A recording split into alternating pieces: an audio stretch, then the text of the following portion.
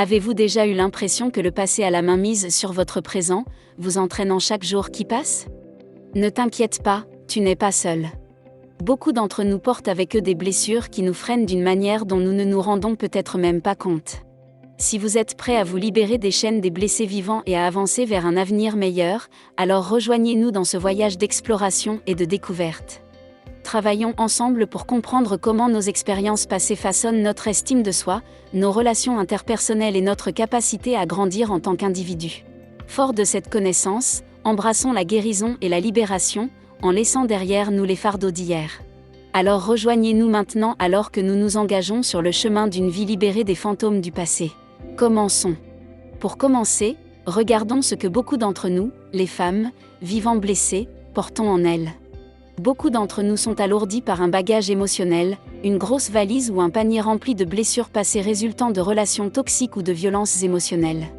Beaucoup d'entre nous portent encore les cicatrices de cette expérience, qui se traduisent par des sentiments d'infériorité ou de méfiance envers les autres. De plus, si nous avons déjà vécu une perte à un jeune âge comme la perte d'un parent ou, en tant qu'adulte, la perte d'un enfant sans avoir le temps de faire notre deuil et de guérir correctement, alors cette douleur émotionnelle peut nous hanter pendant longtemps, affectant notre capacité à nouer des relations significatives ou à trouver le bonheur dans le futur. Ensuite, il y a l'impact que le fait de vivre avec des blessures peut avoir sur l'estime de soi. Si une personne a été confrontée à de sévères critiques, elle peut commencer à remettre en question sa valeur en tant qu'individu, diminuant ainsi son estime de soi et sa confiance en soi. Cela peut également créer ce que l'on appelle des « croyances limitantes », qui sont des opinions négatives que l'on développe à la suite d'expériences passées. Par exemple, une personne qui a été continuellement rejetée sur son lieu de travail peut penser qu'elle n'est tout simplement pas assez bonne ou qu'elle ne mérite pas de réussir.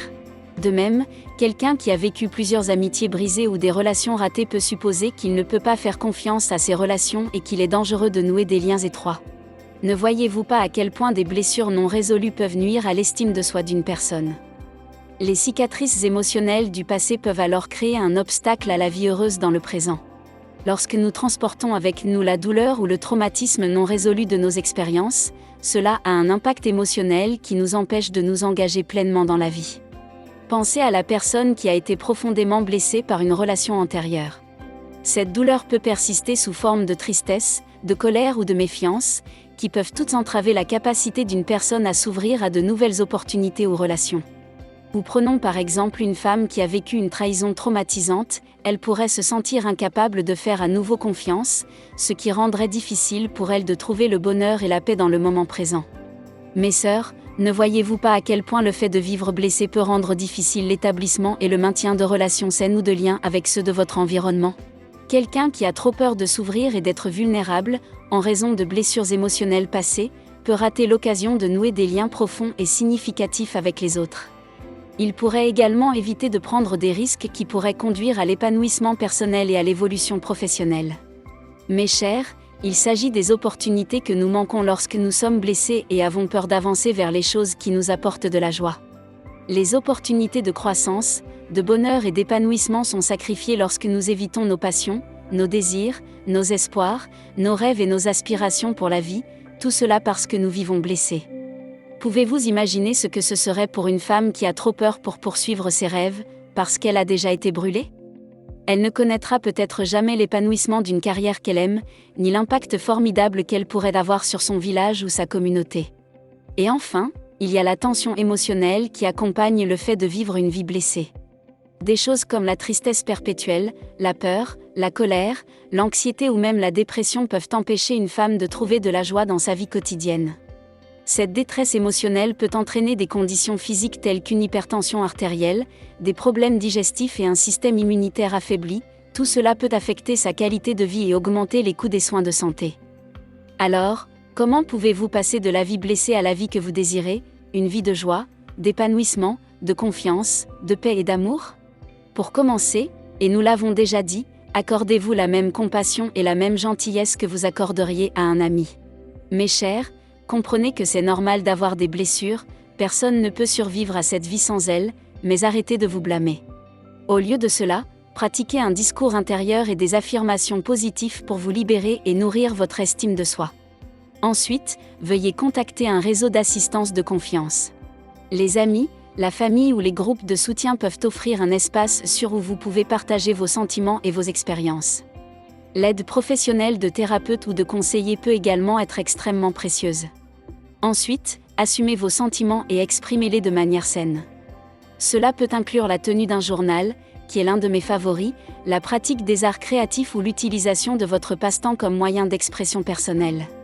Le fait est que traiter et reconnaître vos sentiments est une étape importante vers la guérison. Ensuite, vous voulez apprendre à fixer des limites saines. Ceci est crucial pour le bien-être émotionnel. La clé ici est de reconnaître ce avec quoi vous êtes à l'aise et de communiquer ces limites respectivement, mais avec une ferme détermination. Enfin et comme toujours, il faut pardonner. Le pardon est probablement l'outil le plus puissant pour sortir de la vie blessée et vivre guéri, mais c'est souvent l'outil le plus difficile. Nous ne disons pas d'accepter ou de cautionner des actions ou des comportements blessants, il s'agit plutôt de les dépasser. Le pardon consiste à abandonner le fardeau émotionnel associé à ces actions ou comportements. Mes sœurs, le pardon est pour vous. Sinon, comment allez-vous vous débarrasser du poids de cette chose qui vous fait encore doubler et ralentir votre vie quotidienne ? Rappelez-vous toujours ceci, le pardon concerne et sera toujours davantage une question de liberté que celle de celui qui a fait le mal. Mes chers, osez croire que cela est une vérité et que sortir de la vie blessée peut transformer votre vie de manière profonde. Cela peut conduire à une libération émotionnelle, une meilleure santé mentale, une meilleure estime de soi, des relations plus saines et un bonheur accru. Il renforce votre résilience, alimente la croissance personnelle, améliore le bien-être physique, augmente la productivité et insuffle un sens renouvelé du but. Oui, c'est un voyage, tout comme la vie, mais mes sœurs, c'est un voyage vers un avenir plus brillant et plus épanouissant, où vous pouvez vraiment être le meilleur de vous-même, vivre la meilleure vie de votre vie. Jusqu'à la prochaine fois.